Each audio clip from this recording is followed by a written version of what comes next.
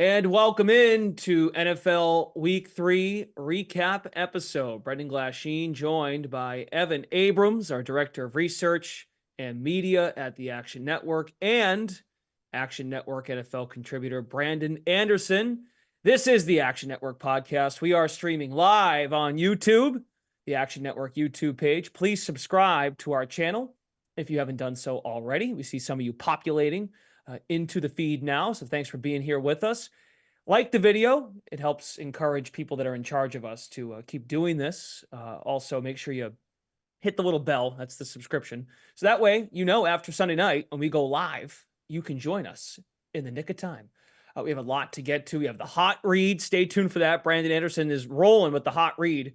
So we want to be keen for that. Be sure to lock in for that for week 4, what we're looking at Thursday night as well. We'll get a little Monday night preview. 2 games coming, of course, Monday night between the Jags and the Bills and the Commanders and the Bengals. But yes, this is the recap. We will start Sunday night, what we just saw. The Chiefs at the Falcons. Evan Abrams, Kansas City wins outright. They covered the 3. Total goes under 46.5.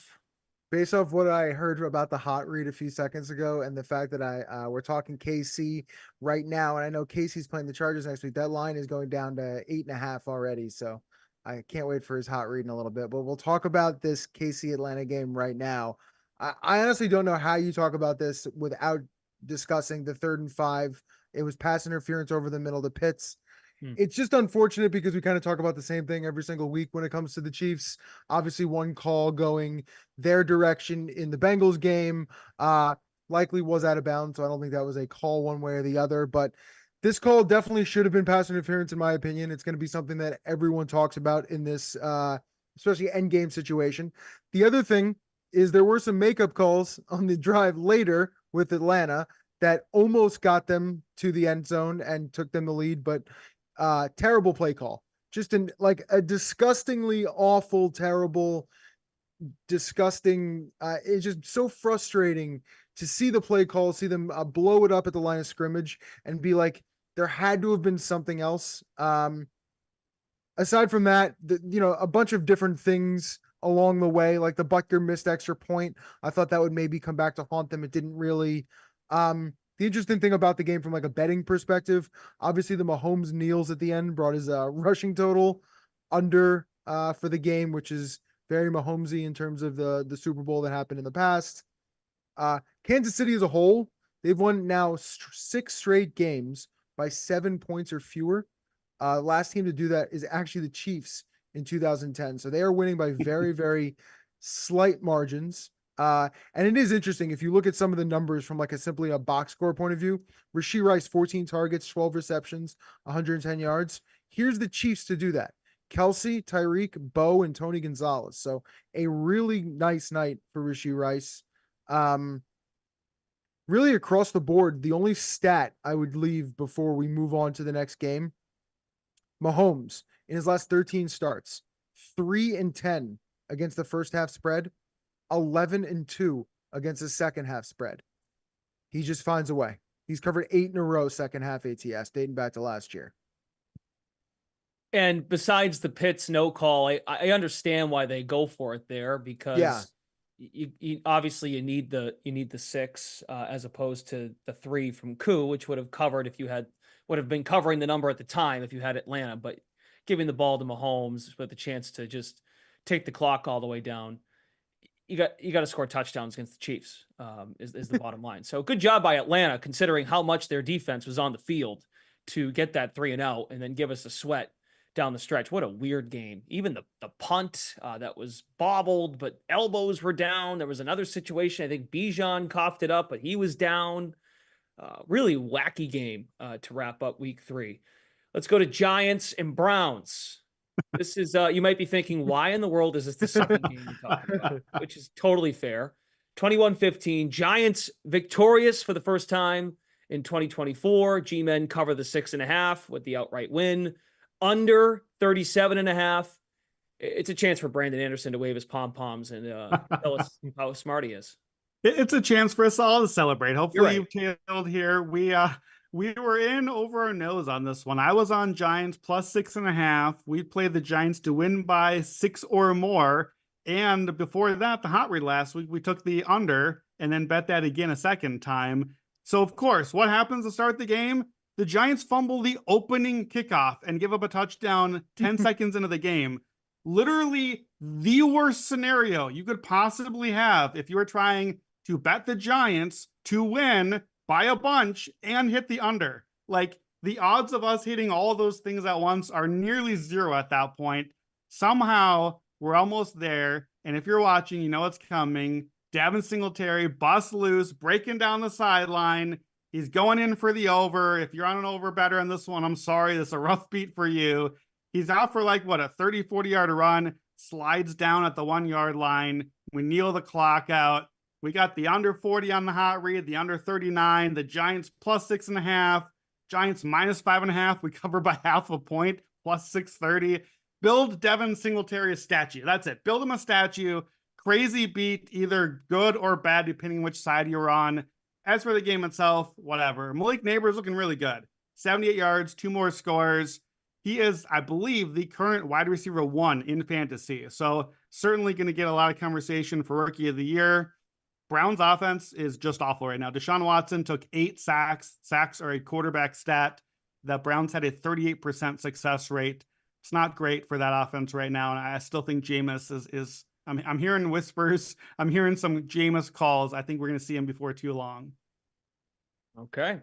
Also, it helps with Neighbors considering all the trailing game scripts he'll have, right? Not in this case today, but going forward. And that's why he's been so productive if you have him on your fantasy team. Baltimore and Dallas got pretty close down to the wire. Like, this is classic Ravens in some ways. They build this big lead and then let's just horse around, play with our food. And they do deliver the victory. They were a short favorite by the time this one kicked off at -1.5.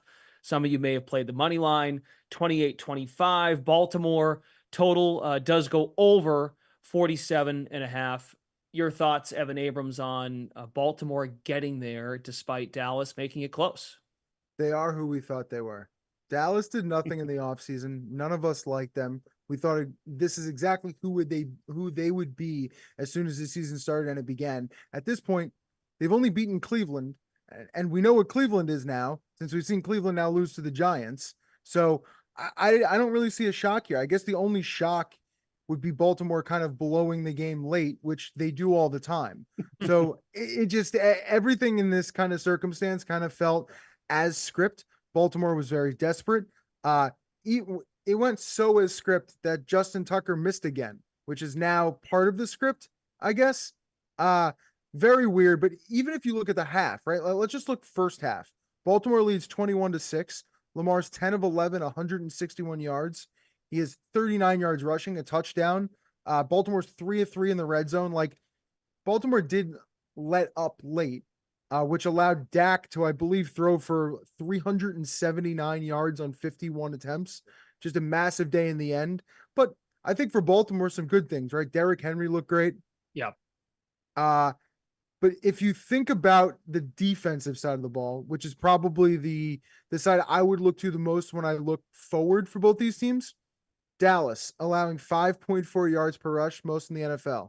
Baltimore allowing 2.8 yards per rush, lowest in the NFL.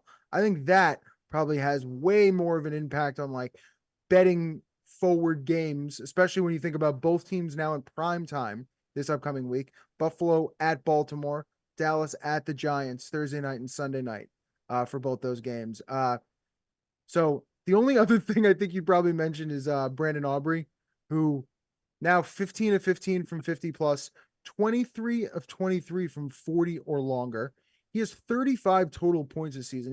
He's an absolute weapon for the Cowboys in terms of just points on the board when you compare him to other kickers right now, even though kicking has been up across the league. The one stat I will give you kind of looking forward, Dallas at the Giants Thursday Night Football. Teams off, straight up win as a dog on short rest, just 43% against the spread in their next week. So Giants looking into this game after beating Cleveland.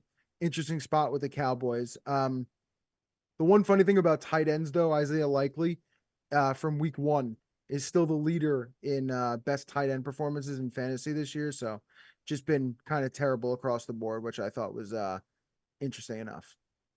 And you felt the sense of urgency too for Baltimore, considering Yeah. their next two matchups with Buffalo and Cincinnati, which we don't know how the Bengals will fare tomorrow, but still, it's a big game, division game. Two teams we think that will be there in the end, unless we'll get to Pittsburgh, that freaking team. Well, Pittsburgh also did something similar to what Devin Singletary did. We'll get to that later. If you're watching on YouTube, please like the video, subscribe to our channel. We see more of you filtering into our feed, so thanks for being here. Also, of course, if you're listening the next morning here, Monday morning on the Action Network podcast, thanks as well for being with us. Eagles, New Orleans, part of the gross 1 o'clock window. Eagles do win 15-12. They cover as a dog plus 2.5, under 48.5. Joe Davis was the play-by-play guy, and he goes to break right before they're about to kick the thing off and says, I think we're going to see some points today. And Philly's offense, anemic. Brandon, body language wise, Jalen Hurts looks disinterested with this operation. I understand no AJ Brown for a consecutive week, but this, I know it's a win for Philly and they'll take it, I suppose, but it just does not look good. And the Saints have been a wagon here early on. They were going to eventually come back down to earth, and Derek Carr is who we thought he was. I want to push back on some of your takes a little bit, Brendan. I think there's actually a lot to unpack in this game. Super weird. Like, this is literally 3-0 going into the fourth quarter. Nobody thought that's what was coming. Like, you'd see that score and be like, oh, okay, there's like a monsoon happening or something. No, they just weren't scoring points, but they weren't scoring points in different ways. The Eagles outgained the Saints 460 to 219 yards. That is not an anemic offense. That's almost 7 yards per play. They just kept screwing things up. They turned it over twice. They turned it over on downs twice. They went 1 of 3 in the red zone. And then, like, I swear, if this had gone a little bit otherwise, I think Nick Sirianni would have had some serious questions about his job tomorrow morning, the way this went down. So we get 4th and 1 on the 15-yard line, Eagles, right before the half. It's 3-0, and they go for it on 4th down with 14 seconds left. The upside there is not high. Like, you go for it, and then you get one more play to try to punch a touchdown? Just kick the field goal, get the 3 points. They get nothing out of it. So we go to halftime, we come out. What happens? We go turnover on downs in near scoring range. Again, right back on a halftime, Sirianni. Then late in the game, so the side note here, the Eagles are racking up injuries. So AJ Brown is out. Wicked hit to Devontae Smith. He goes in for concussion. Lane Johnson, stud tackle, he's in for concussion. Darius Slay, the corner, not what he once was, but still important to them. He's out hurt late. This is a stars and scrubs roster, and the stars are getting injured. That is worrisome long term, and it's why I was like, oh no. Sirianni goes for a 60-yard field goal to try to put the game away. Like, 60-yard field goal. Like, you don't have Brandon Aubrey. The Cowboys have Brandon Aubrey. So they missed the field goal. It's not even close. Saints get the ball back after doing nothing all game. You finally stop them, and they get the short field. They get the touchdown. Suddenly, New Orleans is ahead and looks like, okay, the Eagles guys are out. All their stars are hurt. Nick Sirianni has blown like 3-4 huge decisions this game. I'm on like absolute panic watch for Eagles at this point. And right after that, we got the big Dallas Goedert long screen. We got a huge game from Saquon Barkley in this game. Running backs maybe do matter. It turns out the stars and scrub approach did work. Goddard, and especially Saquon, made the big plays and came through. I think they saved the Eagles season. I think they saved Sirianni's job, quite frankly. The way that we saw the Monday night meltdown and the way this was heading, I really think it was headed that way. And the Eagles were good. The Eagles were good, Brandon. The defense, I thought, was pretty impressive. The Saints couldn't be stopped, and they held them to barely 200 yards on the game. Yeah. And the Saints, I think, actually, it's not a great showing for them. We were so excited about this Clint Kubiak offense. The Eagles' run defense was last in the league, and I don't know what happened, but to me, that tells me the Saints' offense maybe wasn't ready for the big show. And you're right about Jalen Hurts. I agree with that part. Hurts was not good. He had both Eagles turnovers. He had the ugly interception in the end zone in a game where obviously every point ended up mattering. He had negative EPA per play, even in a game where the Eagles doubled them up in yardage. So lots going on here. I'm kind of all over the place on this one, but I think the Eagles saved the season today and saved Sirianni's job today. But I'm still worried because all those stars are still hurt going forward, and we'll see what's left going forward. I think they're out of the woods for a day. I don't think I'm ready to bury the Saints or say Derek Carr is who we thought he was. Maybe the Eagles are pretty good. Let's try again. So yeah, strange game. The Eagles get the win. They save things, but it's messy. I'm all over the place on it. Here we go again. Philadelphia is going to Tampa, just like the wild card round. I was gonna say, I think we Philly learn is a lot next week. Philly short and favorite. Tampa and New Orleans and Atlanta. I think you learn a lot about both teams. And of course, Tampa just got shellacked by Denver.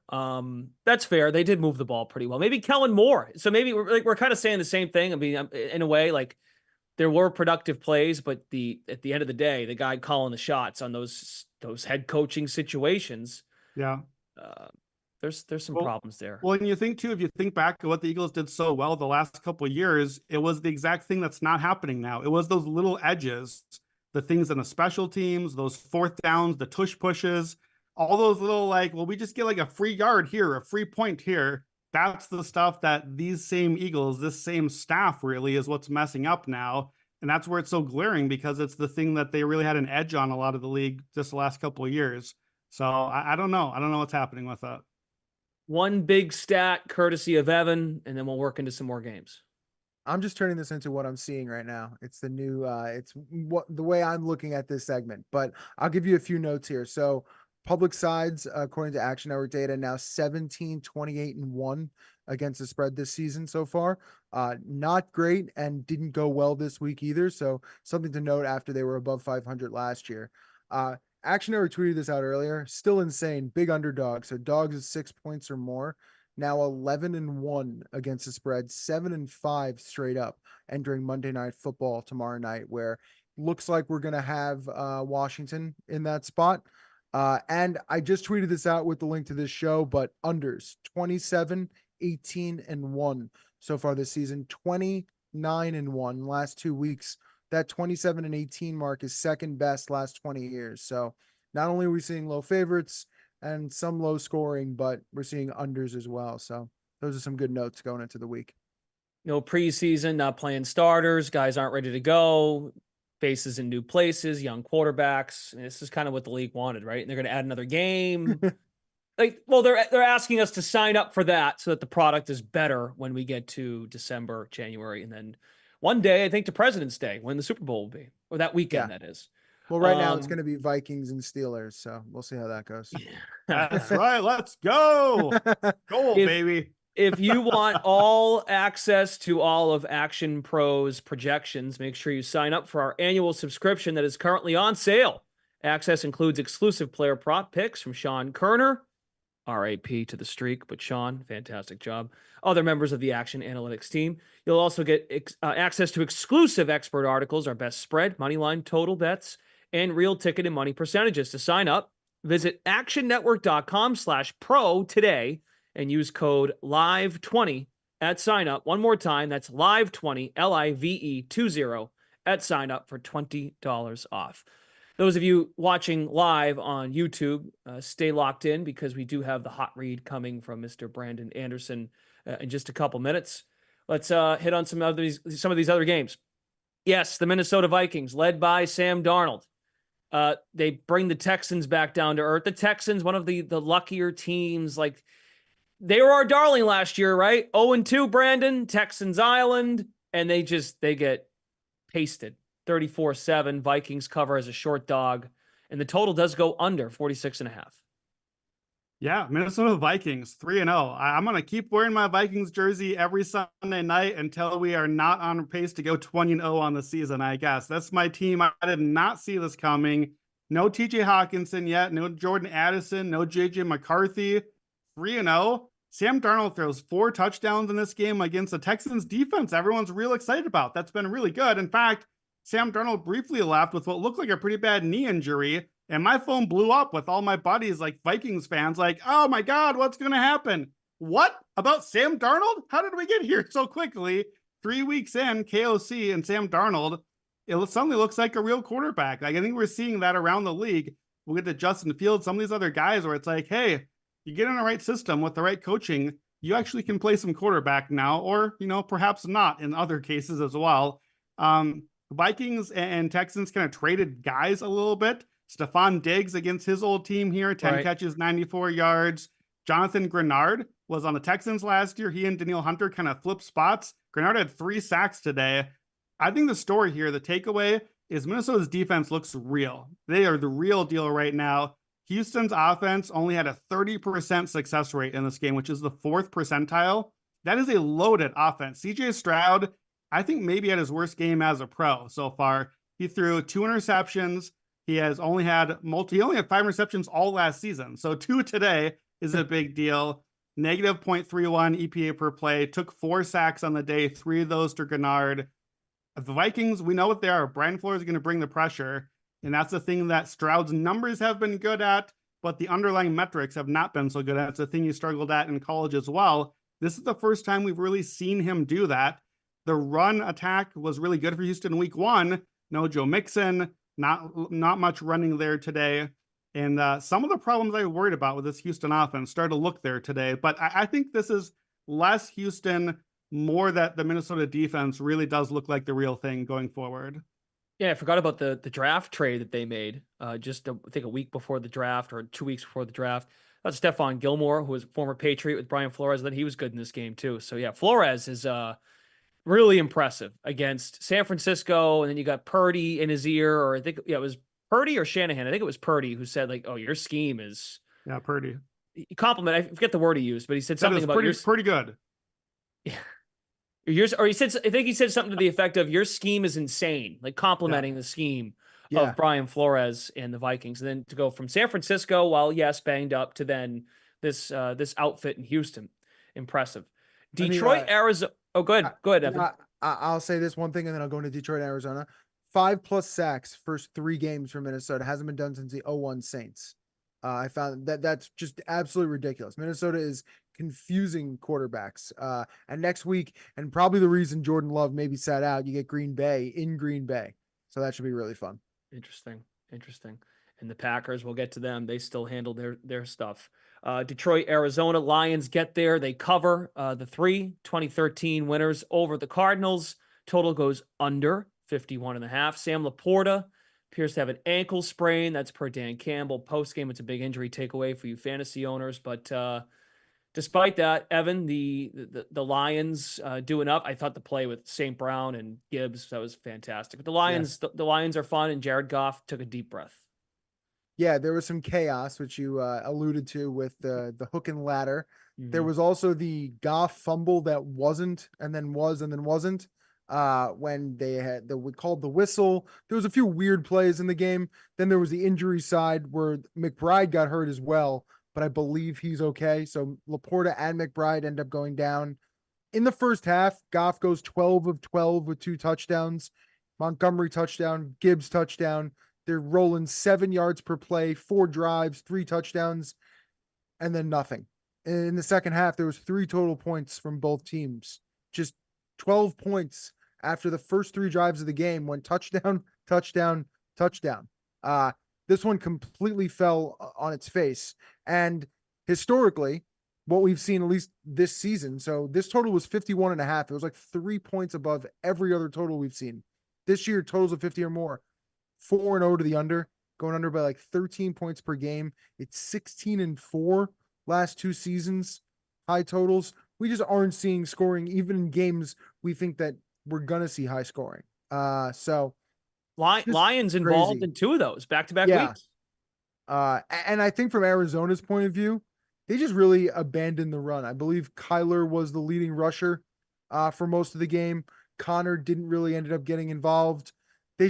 Arizona did not look a part of this game. And I think Detroit got a little bit of lucky because even Goff didn't look great in the second half at all, not being able to put any points on the board. So if Arizona had put anything above on Detroit, I think it would have been closer. But again, just nothing in the end there. And then the interesting point is Detroit gets Monday Night Football against Seattle, who's been a whole different type of story. We'll see if they get Kenneth Walker back for that game. And Arizona gets Washington, who's going to be off of a short week. So maybe they get back on track. Chargers at Steelers. Pittsburgh is 3-0, 20-10. They win. They cover the short number. Some stuff going on with Herbert pregame and his status. And then we find out he leaves the game. He's got a walking boot on. So that's not good for Jim Harbaugh. The total goes under. Brandon, one of the looks you had last week when we did this episode, just one of the hunches you had and some of your data to go under, and it gets there. Well, it could have been problematic there, but thank you, Mike Tomlin. Yeah, Steelers knelt it out at the end as well. Actually, our hot read under was 37.5. So we were already under by 7.5 at that point. So we were sitting pretty. I didn't even notice this at the time, but I know the total, I think, closed more like 34.5. It was 35.5 most of the week. All the unders end up hitting thanks to the kneel down at the end. Steelers unders, they're going to feed families this season. We're just going to keep riding the Steelers unders thing. We already played it for week 4. Otherwise, it would have been a hot read tonight, but it was already the look ahead on the last podcast. Somehow Justin Fields' Pittsburgh Steelers are our first 3-0 team this season. That's a sentence that happened.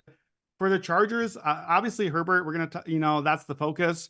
Taylor Heineke comes in midseason form, 2 completions and 3 sacks in his time on the field. Just chef's kiss Taylor Heineke. Besides Justin Herbert, though, the names you need to pay attention to here, besides him, Rashawn Slater and Joe Alt. The 2 stud tackles. I think they're the best tackle pair in the NFL by the end of the season. They both leave hurt for the Chargers, and Joey Bosa leaves hurt. This entire team built its identity on winning in the trenches. They don't have any weapons. They don't have much help otherwise.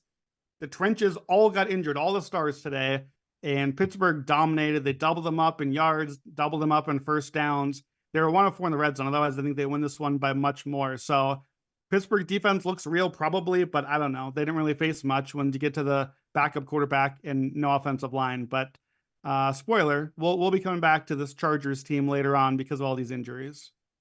Okay, we'll wrap it up with 6 more. We'll go rapid fire on these. Miami at Seattle. Let's go, Evan. 24-3. Seattle gets there. They cover the number. It goes under. Miami absolutely didn't do anything. It's the craziest box score I've ever seen. 56 plays and 200 yards. 1 of 15 on 3rd down and 4th down.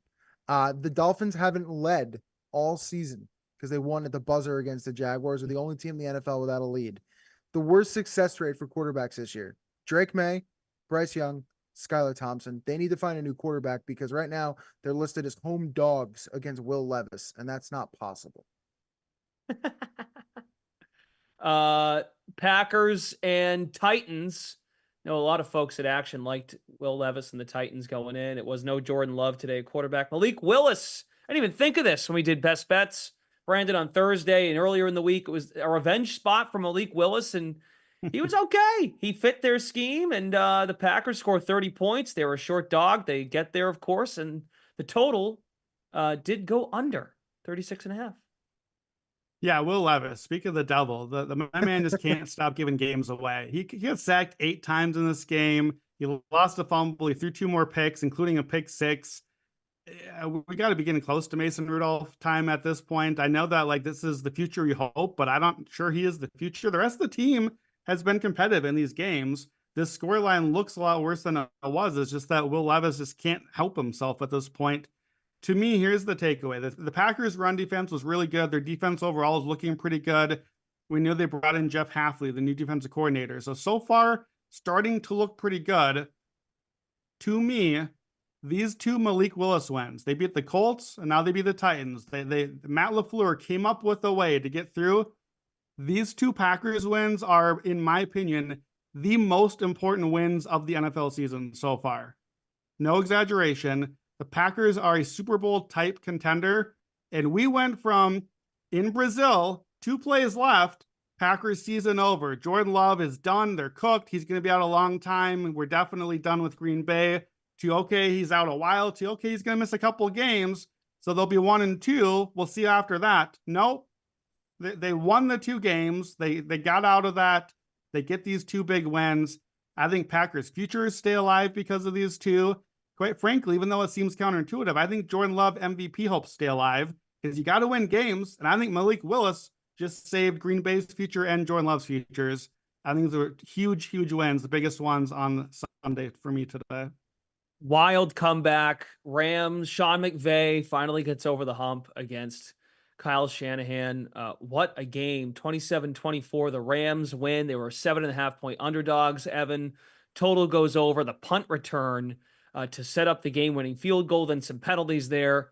Stafford knew it. Let's start. What are your thoughts here on this one? Just your typical Kyle Shanahan, just dropping the ball.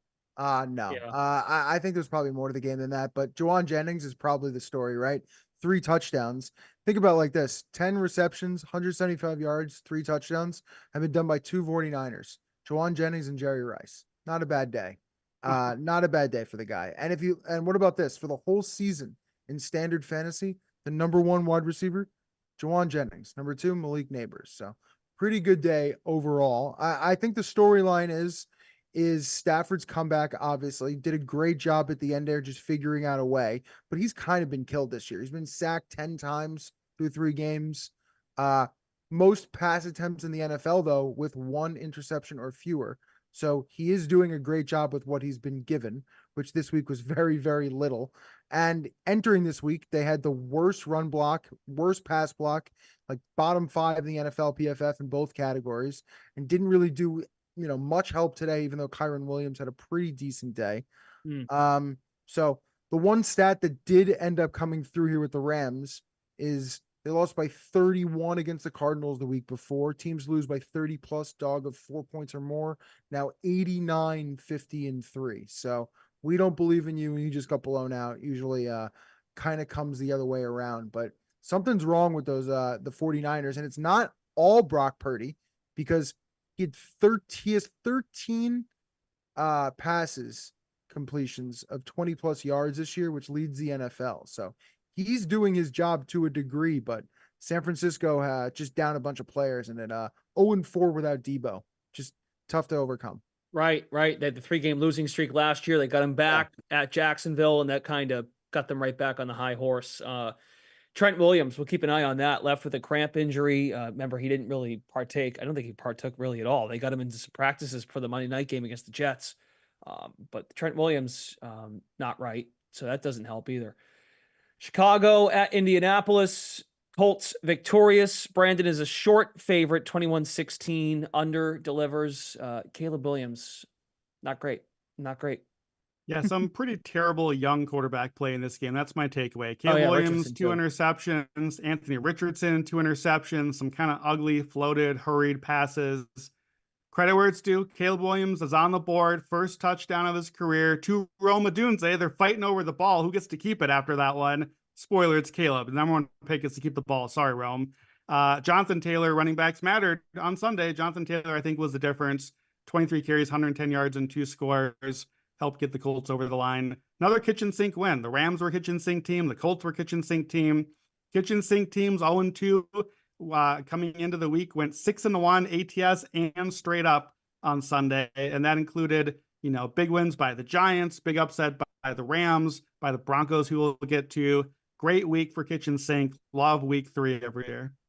Kitchen sink theme continues. We'll get to these last 2 very quickly before we get to Monday night, and then Brandon's hot read for next week. Carolina, the Panthers, they have a pulse. 36-22, 5.5-point dogs. I think it got as low as 4.5, but hopefully whatever you got, you're good. Over 40.5. The Raiders, after upsetting the Ravens, they ran the ball, I guess, a little bit better than they normally have. But this was Dave Canales. Good for him. His first win as the head coach, Evan. I could do an entire podcast on this game, so I'm going to attempt to try to keep this one to as small as possible. Dalton was unreal compared to what we get from Bryce. I think the easiest way to explain it is Dalton already has 75 more passing yards than Bryce has this year, and he's averaging 4 more yards per attempt. 4 more yards per attempt. Just absolutely ridiculous. All the stats, you've heard them today. 300 plus passing yards, 3 touchdowns. Dalton's the only quarterback this season. And all the Carolina stats are broken, right? Carolina scored the most points for any team in week 3. They led by 26, which is their largest lead since 2021. They led in the 4th quarter. They held the lead at 10 plus. Like, all the stats we know about Carolina out the door. And probably the most important is 6.2 yards per play after 3.5 in weeks 1 and week 2. They just look completely different. Yeah.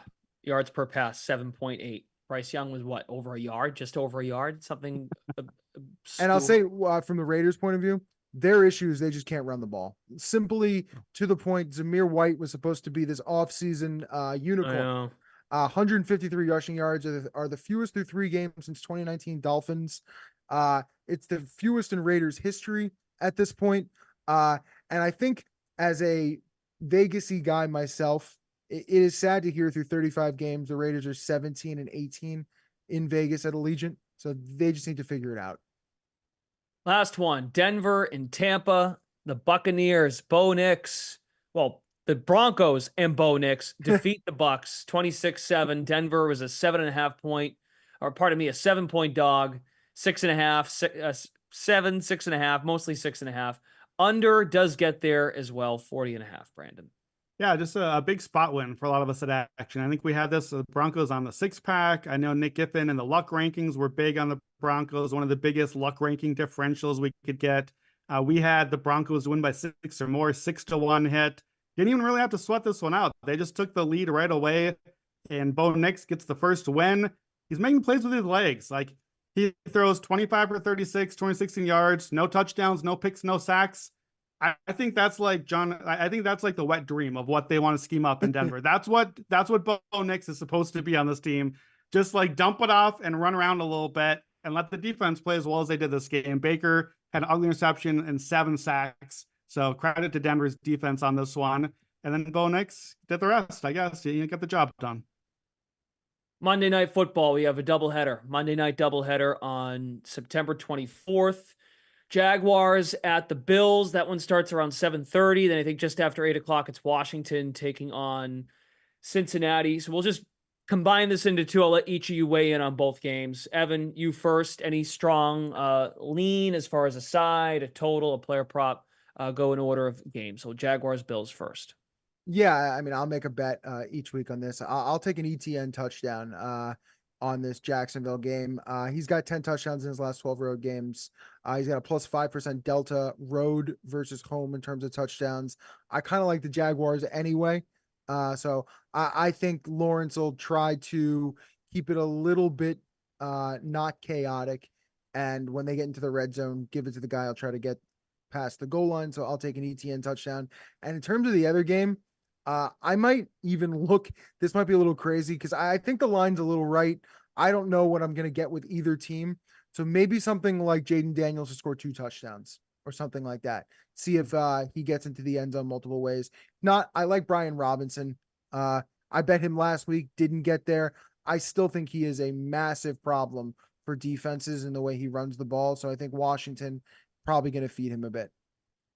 Kitchen sink spot for the Bengals at home at 0-2 after the Patriots game opening week, and then that nail biter with Kansas City. You're laying over 7. It's tough for a kitchen sink spot. That's like a kitchen sink with a wrench. There's a problem. I like that. Yeah. Or you have to call the maintenance guy Call the multiple maintenance times guy, yeah. to come fix it and get me another touchdown, please, to cover the back door. Brandon Anderson, I'll throw over to you. Jags, Bills, and Commanders, Bengals. Yeah, these are both kitchen sink games. So I think it is a pretty good spot for the Jaguars. Kitchen sink team since 2010. It's not updated from today, so even better now. But coming into Sunday, 62% against the spread. If they were favored the previous game, like Jacksonville was, 73%. If the opponent was an underdog, like the Bills were, 72%. Those numbers all went up today, as well as the kitchen sink teams played. And so I think it's a good spot for Jacksonville. This line has been bet down, I think, because of that. But I think there's still some value there. So I'd back them to like 4.5 or better than that. So get the best number you can out there. I wouldn't be surprised if we get a little bit more Buffalo money coming in just Monday night, the home team 2-0. One more stat for that one. The Bills last week won. So teams that won like Buffalo as a touchdown underdog or less, and they won by 17 or more. Since 2010, those teams the following week are 35% ATS. And if it's the first 5 weeks of the season, 12, 40, and 1, 23% against the spread. It's just the overinflated confidence we have. Look, they beat up on the Dolphins. Well, guess what? We watched the Dolphins today. Not really that exciting to beat up on the Dolphins right now when they're missing those guys. So maybe a little bit less on the Bills. Commanders, Bengals, I think it's going to be a fun game. I think we're just getting a lot of points. Commanders have actually had pretty solid offense so far.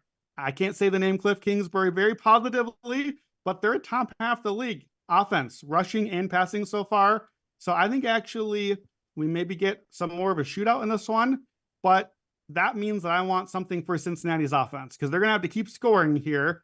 And so this is my touchdown bet, Brendan. We talked about this really briefly on our Friday podcast. Just give me Jamar Chase. It's like the squarest, most obvious pick here.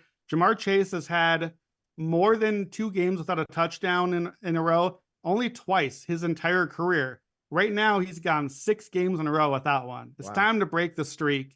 He scored a touchdown about 62% of the time. He go 29 touchdowns to 47 games. And then you look at what the Commanders have allowed this season. I think this might be the worst defense in the league. Yeah. Mike Evans, 61 yards, 2 touchdowns. Chris Godwin, 83 and a touchdown. Malik Neighbors, 10, 127 and a touchdown. So I looked at some escalators here. You could do like 100 and a touchdown for Chase, maybe like plus 300, 350. I'm just going to make the official pick, the Chase touchdown, around plus 120, 125. I think we'll get a bunch of scores in this one for once on a Monday night. So let's get Jamar Chase into the end zone.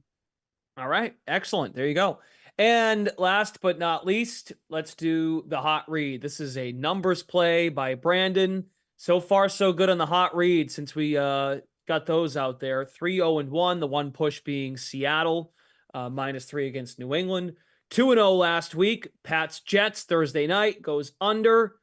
Giants and Browns goes under. We did encourage the Chargers Steelers, but that will not go towards the record. So 3-0-1. Week 4, you are looking to Thursday night. I am. I'm going to take the Cowboys right off the gate. I'm just going to go back to Dallas, -4.5 in New York, facing the Giants. And look, we know what this Cowboys team is. They're going to get beat up by the Ravens of the world. Baltimore like disrespected them. They're like, we don't really need to pass. We're just going to run on you. We're just going to run right down your throat. They knew they could. Dallas is the second worst run defense coming into the weekend. The Giants can't do that. The Giants don't have a good offensive line. They don't have a great rushing attack. They don't have the ability to just Ravens you to death with Derrick Henry. Meanwhile, the Giants, I think we're getting some points on the line here because the Giants got the win. More about the Browns to me. The Deshaun Watson not looking good. Giants secondary is not good. Didn't matter against Deshaun Watson. Might matter against Dak Prescott and CeeDee Lamb. So I think this is a spot where we've seen this game how many times with Dallas against the Giants. In fact, I'll give you the number. Dallas has won 13 of the last 14 against the Giants. The only one they lost was a Week 17 game that didn't matter. And 11 of those 13 wins were by at least a touchdown. So a lot of spreads or a lot of ATS trends line up here. Dak Prescott in the division, 73% ATS. In the division as a favorite, 25-8 ATS, 76%. It's our second most profitable quarterback in our system at Bet Labs, behind only Aaron Rodgers.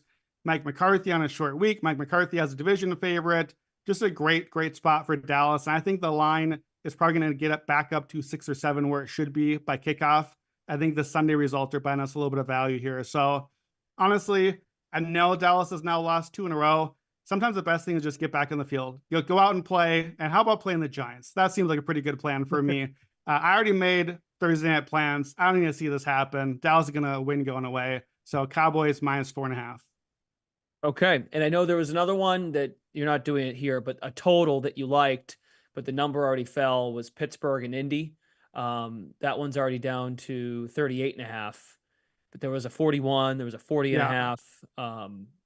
But we did that one on the look ahead already. So hopefully you got that one from Thursday at the 41. I do have a teaser for you from other hot read tonight. Yeah, so teaser. This is the first this year. It is the first this year, but yeah, I love these kind of just win baby teasers, as I call them. So I like to take some of these favorites where I think, really, where I'm going to take the Jets and the Chiefs. The Jets right now, if you can grab it, is 7.5 home against the Broncos. The Chiefs are 8.5, effectively home against the Chargers. Everybody's home against the Chargers. It's in Los Angeles, but that's a home game for the Chiefs. Let's be real. So why do we want this now as a teaser?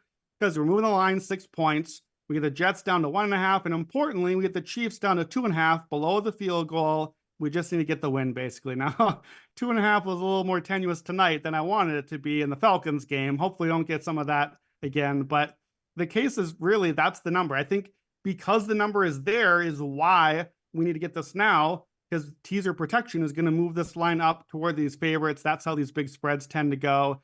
Why these teams, I don't know if I really need to explain too much. The Jets are home with extra rest. Aaron Rodgers looked good. It looked like himself again. Denver's been competitive, but come on, Bo Nix on the road against the Jets defense. I think that one speaks for itself. And then again, I said Chargers. Don't forget all those injuries. Both tackles probably out or limited. Joey Bosa maybe limited. And here's the key. The Chargers play the Chiefs next week, and then they have a bye week. That tells me if I'm missing maybe my quarterback and my tackles, and if maybe not my quarterback, if my tackles are out, maybe my quarterback. Maybe let's not let him get killed with my tackles out right now. This sort of feels to me, I know it's the Chiefs, I know it's a division game you need, but that's like 4 of your top 7 or 8 players. If they all maybe can't go, you might just live to fight another day. Get to the bye week, give them 3 weeks off. You got Denver and Arizona coming out of the bye. Chiefs have won 17-20 against the Chargers anyway. Chargers haven't won a home game against the Chiefs since 2013. So I'm going to like this one anyway, but there's a chance if some of these guys sit out, this line could really balloon. So this is one, that's why we're a little bit later tonight, because I said, we got to wait. I need the Chiefs line. Give me the line. Get the 8.5 if you can. Take it at 9 if you need to, but try to tease that to that key number 3 or below. Jets, Chiefs, teaser, just win, baby. Love it. Real quick, good question. Someone in the chat has asked, Riley Lopez, any interest in I know you don't want to watch, Cowboys escalator, potentially? Yeah, I don't think those lines are out yet, but that's definitely something I will look at. I don't necessarily love to go too aggressive on Thursdays because you just never know how those things get. But yeah, take a look. The Cowboys last year, I believe, had, if I remember right, 9, I think, wins by 20 points or more. So that was the Cowboys are tremendous front runners. There's certainly a team where you look at that with them. I will say this, the other read I looked at for the hot read, that there are a lot of trends popping on Bet Labs is an under in this game. And that's why I was a little hesitant and why I may not be like, okay, I'm not sure about an escalator. However, I also didn't play the under because I think Dallas could drop 40 in this game. So I think that kind of speaks to the possibility here. So yeah, I think that that's very much in play, and we could get a real snoozer and a good get right spot for the Cowboys. Okay, well, that just gives you a better reason, folks, to keep your eyes glued to the Action Network app. Find Brandon Anderson there. Evan Abrams, our Director of Research and Media. Gentlemen, great stuff. Good luck next weekend. I'll be here for the roundtable episode on Tuesday. Yours truly is getting married on Friday, so I'm out on Sunday. So the Giants-Cowboys game might just be on. But for the welcome party, it might be a fun little thing. But it probably won't be on. I have other things to attend to. Well, yeah, get your bet in, Brandon. Let's win you some money and send you off the right way. You want to tell my fiance that? I mean, go grab her and see what she thinks of that. I'm just kidding you. I'm just kidding. All right, that's it. Thank you guys very much for tuning in live on YouTube. Those of you tuning in on the Action Network podcast from the audio side, thank you very much. Leave your 5-star ratings and reviews. We are back here with plenty to lead you into week 4. We got the roundtable episode coming your way Tuesday afternoon and all that other good stuff. Thanks for tuning in to our NFL Week 3 recap episode here on the Action Network podcast.